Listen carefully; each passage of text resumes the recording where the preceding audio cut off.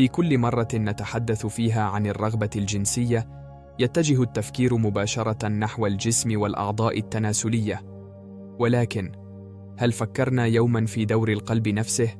الأبحاث العلمية الحديثة تثبت أن إيقاع ضربات القلب ونبضاته يؤثر مباشرة على شدة الإثارة والوصول للنشوة.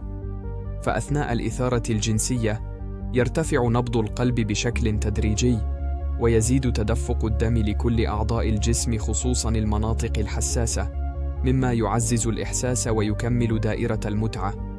والأغرب، إذا كانت حالة القلب مضطربة أو إذا كان هناك قلق أو توتر نفسي، فإن العبرة ليست في الجسم بل في إشارات القلب التي ترسل رسائل سلبية للدماغ وتضعف القدرة على الإثارة.